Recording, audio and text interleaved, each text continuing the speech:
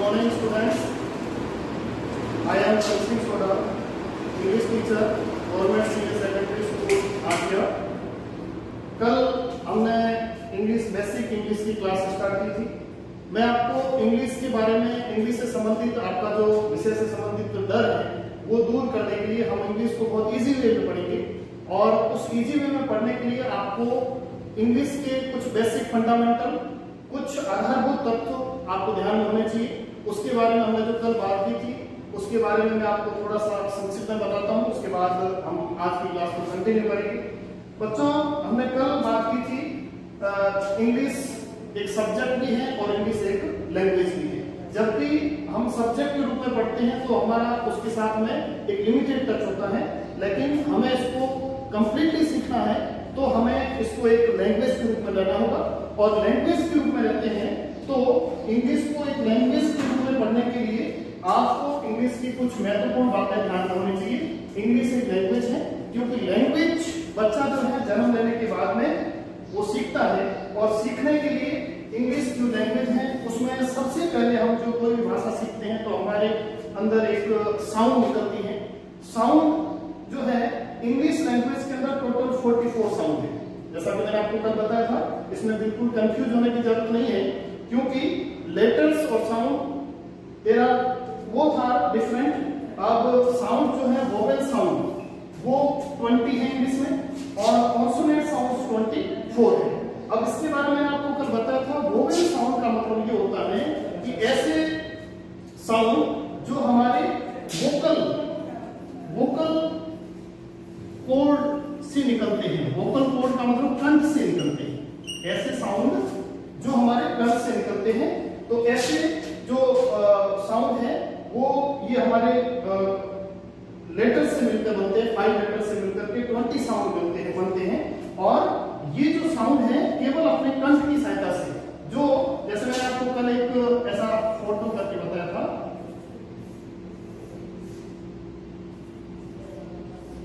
जैसे एक मनुष्य का एक फोटो है, तो यहाँ पर जैसे ये कंठ है हमारा और कंठ से हम जो ध्वनि निकलती है और उसको हम वोकल कोड कहते हैं। और ऐसे जो है वो हमारे कंठ से 20 टाइप्स की ध्वनि निकलती है। और इसके अलावा हमने बात की थी कॉन्सोनेंट के बारे में। कॉन्सोनेंट्स क्या है? Consonants is the sound which produce with the help of lips, teeth,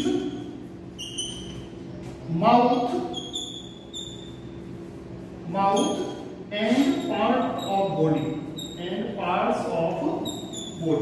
मतलब ये होता है कि कॉन्सोनेंट साउंड जो है वो हमारे लिप्स से, टीथ दांत से, माउथ मुंह से या शरीर की हलचल से, पेट से, इस प्रकार से जो इसके हेल्प से जो साउंड निकलता है वो कॉन्सोनेंट साउंड होता है। जैसे आप ए की बात करें, ए करेंगे तो हमारा जो गला है वाइब्रेट होगा। ई, आई, ओ, यू, इस प्रकार से गले में जहां वाइब्रेशन होता है वो तो है वोवेल साउंड। और जहां वाइब्रेशन नहीं होता है, जैसे लिप्स, टीथ और माउथ और शरीर का अपने अंग जो है वो इसमें काम करता है, तो उसको हम जो है वो ये इसके अंतर्गत रखते हैं। तो ये हमारी जो बात कर रहे थे हम lips, teeth, mouth and parts of body, इससे निकलने वाले कॉन्सोनेंट साउंड है। और उसके बाद में हमने बात की लेटर्स जो इंग्लिश में टोटल है वो 26 होते हैं और 26 लेटर को हम 5 वोवेल्स एंड 21 कॉन्सोनेंट में डिवाइड करेंगे। और लेटर्स जो हैं इसके बारे में हमने बात की थी कि ये जो वोवेल लेटर है इसके आगे हमेशा एन आर्टिकल का प्रयोग करते हैं और नेक्स्ट में कॉन्सोनेंट्स जो है इसके आगे पी आर्टिकल का प्रयोग करते हैं। ये चीजें हमने कल पढ़ी थी और आज हम पढ़ेंगे वर्ड्स क्या है, कॉम्बिनेशन ऑफ लेटर्स। शब्दों का जो कॉम्बिनेशन होता है उसको वर्ड्स बोलते हैं। जैसे मोबाइल है, लैपटॉप है, कंप्यूटर है, पेन है, चौक है, ब्लैक बोर्ड है, इस प्रकार के सारे जो शब्द जो हैं वो हमारे लिए वर्ड्स का काम करते हैं।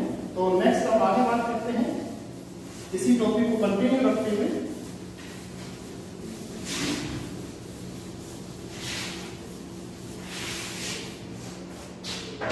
बच्चों, हमने बात की थी वर्ड्स की। तो वर्ड्स जो है वो different kind of words are called part of speech. जो वर्ड्स है, कल हमने बात की थी वर्ड्स के बारे में बात कर रहे थे। जो वर्ड्स हैं ये वर्ड्स का मतलब ये होता है कि शब्द जो है वो एक प्रकार से एक शब्द बोलने से हमारे दिमाग में इमेज बनता है।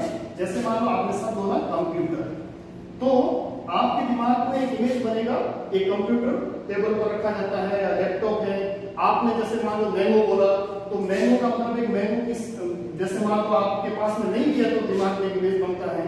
आपने मान लो फैन बोला, तो फैन का मतलब पंखा होता है, आपके दिमाग में वो चीज देखी हुई उसके बारे में इमेज बनता है। तो हम ये बात करेंगे कि ये जो वर्ड्स है इसको पढ़ना बहुत जरूरी है। और यहाँ पर मैं आपको विशेष रूप से बात बताना चाहता हूँ कि वर्ड्स की जिसके अंतर्गत हम स्टडी करते हैं, वर्ड्स के बारे में विस्तार से जो पढ़ते हैं उसको हम पार्ट्स ऑफ स्पीच कहते हैं। यानी कि ये वर्ड्स जो है इनके अलग अलग नाम होते हैं और अलग अलग नाम होने पर इनके नामों को सामूहिक रूप से हम पार्ट्स ऑफ स्पीच कहते हैं, जो कि संख्या में 8 टाइप के होते हैं। जैसे मान लो हम बात करें कंप्यूटर, कंप्यूटर क्या है? एक वस्तु का नाम है। मैंगो है, फल का नाम है। फैन है, एक वस्तु का नाम है। इस प्रकार के इन शब्दों को हम एक प्रकार से नाम दे सकते हैं, नाउन, जिसको हिंदी में हम कहते हैं संज्ञा। अगर किसी व्यक्ति का नाम है, जैसे किसी का नाम अरविंद है, तो ये एक प्रकार से ये एक संज्ञा है। और अगर हम अरविंद या यूज करते ही का मतलब ये है कि ही का मतलब वो जो है ये नाउन नहीं है, नाउन के स्थान पर शब्द आ रहा है, तो ये प्रोनाउन है। तो इस प्रकार के बहुत सारे ऐसे वर्ड जिनके अलग अलग नाम होते हैं, उन नाम के बारे में जिस टॉपिक के तरफ अध्ययन करेंगे वो होता है पार्ट ऑफ स्पीच। जैसे मान लो मैंने बहुत सादा सा प्रश्न लिया, एक शब्द लिखा ब्यूटीफुल। ब्यूटीफुल मीन्स सुंदर, और सुंदर जो है ये जो है किसी की विशेषता बताने वाला शब्द है, इसलिए हम ब्यूटीफुल को एडजेक्टिव नाम दे सकते हैं, हिंदी में इसको हम विशेषण कहते हैं। ऐसे बहुत सारे शब्द होते हैं जिन शब्दों के जो है हम अलग अलग नाम देते हैं। वो नाम जो है वो शब्दों के नाम को हम पार्ट्स ऑफ स्पीच कहते हैं। अब देखिए इसका अध्ययन करना क्यों जरूरी है, क्योंकि जैसे हम लैंग्वेज को पढ़ते हैं तो लैंग्वेज के अंदर संबंधित शब्द का हमें पार्ट ऑफ स्पीच पता होना चाहिए। वो शब्द उसके अंदर क्या काम कर रहा है और उस शब्द की उस सेंटेंस में क्या भूमिका है, ये सारी चीजें हमें जब पता होगी तो हम तो उस शब्द के बारे में बड़े आसानी से समझ सकते हैं। आगे वाला टॉपिक हमारे लिए बहुत आसान हो जाएगा, इसलिए हमको लैंग्वेज के बारे में और पार्ट्स ऑफ स्पीच के बारे में पढ़ना बहुत जरूरी है। तो यहाँ पर इंग्लिश में 8 टाइप के पार्ट्स ऑफ स्पीच होते हैं। सबसे पहला है नाउन, जिसको हिंदी नाम कहते हैं संज्ञा। नंबर 2 प्रोनाउन, प्रोनाउन को हम सर्वनाम कहते हैं। और नंबर 3 एडजेक्टिव, विशेषण। नंबर 4 एडवर्ब, क्रिया विशेषण। नंबर 5 वर्ब, क्रिया। नंबर 6 प्रेपोजिशन, जिसको हम परसर्ग भी कह सकते हैं, हिंदी के लिए शब्द है। 7 कंजंक्शन, योजक शब्द कहते हैं इसको। और 8 लास्ट होता है इंटरजेक्शन, इसको हम कहते हैं विस्मयादि बोधक। विस्मयादि, देखिए बच्चों, ये जो इंग्लिश में लैंग्वेज में जो भी आप शब्द देखते हैं वो सारे शब्दों के कुछ न कुछ नाम होते हैं, और वे सारे नाम जो है इन 8 जो पार्ट्स ऑफ स्पीच है इसके अंतर्गत होंगे। जैसे हम नाउन की बात करें तो noun is the name of person, place, things, quality, action. तो इसमें पर्सन का नाम, जैसे आपने जो है वो पर्सन का नाम दे दिया, शंभू एक लड़के का नाम है, बाड़मेर एक स्थान का नाम है। इस प्रकार के जैसे फैन वस्तु का नाम है। ये जो वर्ड जो है इसमें आएंगे, ये सब जो भी नाम है किसी भी वस्तु, व्यक्ति, स्थान, क्वालिटी, किसी प्रकार का नाम होता है उन सबको हम संज्ञा कहते हैं। और हालांकि हम संज्ञा के बारे में विस्तार से अध्ययन करेंगे। आज केवल मैं आपको इस 8 पार्ट ऑफ स्पीच के बारे में संक्षिप्त जानकारी बता रहा हूँ, इसको ध्यान से समझने की कोशिश कीजिए।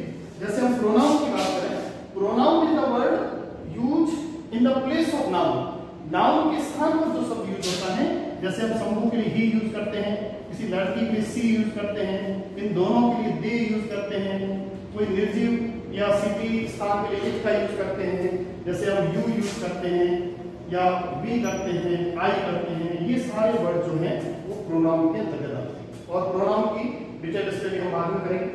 अगर एडजेक्टिव क्या काम करता है, नाउन या प्रोनाउन दोनों की विशेषता बताने का काम करता है, उनको मॉडिफाई करने का काम करता है, इसे हम विशेषण कहते हैं।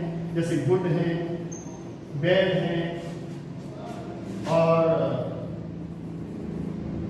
इस प्रकार के शब्द जैसे ब्यूटीफुल है, ये जो शब्द हैं वो हमेशा किसी न किसी संज्ञा की या सर्वनाम की विशेषता बताने का काम करते हैं। एडवर्ब से मतलब जैसे वेरी है,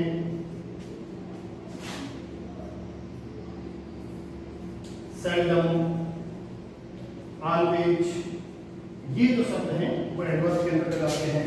एडवर्ब विशेष रूप से किसकी विशेषता बताता है, क्रिया की विशेषता बताता है, एडजेक्टिव की विशेषता बता सकता है और एक अनदर एडवर्ब की विशेषता भी बता सकता है। तो इसके बारे में हम नेक्स्ट पढ़ेंगे। क्रिया से मतलब किसी एक्शन का होना, गतिविधि का होना, गो है, कम है, रीच, इस प्रकार के वर्ड जो है वो इसके अंतर्गत आते हैं। और वर्ब जो है किसी भी सेंटेंस का मुख्य तत्व होता है, सेंटेंस की सोल होती है, बिना वर्ब के कोई सेंटेंस नहीं बनता है। इसके वर्ब जो है इन सब में सबसे अधिक इंपॉर्टेंट है। प्रेपोजिशन से मतलब ये होता है कि ये जो शब्द आप पढ़ते हैं, इन, ऑन, एट, इनटू, ये सारे जो शब्द जैसे जो वर्ड जो संज्ञा और सर्वनाम के बीच में संबंध बताने का काम करता है वो इस प्रेपोजिशन के अंदर आते हैं। उसके बाद में कंजक्शन की बात करें तो जैसे हम बात करते हैं एंड, और, बोथ, और not only but also, not only but also, इस प्रकार के जो शब्द हैं वो योजक शब्द के रूप में काम आते हैं। और ये योजक जो कंजक्शन है ये काम करते हैं दो वर्ड को आपस में जोड़ने का, दो सेंटेंस को आपस में जोड़ने का, दो फ्रेजेस को आपस में जोड़ने का, दो क्लोजेस को आपस में जोड़ने का काम कंजक्शन करते हैं। लास्ट है इंटरजेक्शन। इंटरजेक्शन का ये मार्क होता है लाइन हिंदी, इसको इंटरजेक्शन बोलते हैं। इंटरजेक्शन क्या है, ऐसे वर्ड जिसके अंदर हमें सडन फीलिंग, जिसमें सरप्राइज, सॉरो, इस प्रकार के शब्द हो। जैसे हमने दुख की बात है तो अल्लास, खुशी की बात है तो ब्रेवो, ये इस प्रकार के शब्द हैं। आश्चर्य की बात है तो कोहो, उसके बाद में तुरंत ऐसा एक मार्क ऑफ एक्सक्लेमेशन आए तो उसको हम जो है इंटरजेक्शन के अंतर्गत रखते हैं। तो ये मैंने एक सरसरी तौर पर बहुत संक्षिप्त में आपको पार्ट ऑफ स्पीच के बारे में बताया। नेक्स्ट क्लास में हम इन सब के बारे में विस्तार से पढ़ेंगे। तब तक के लिए बहुत बहुत धन्यवाद। Thank you.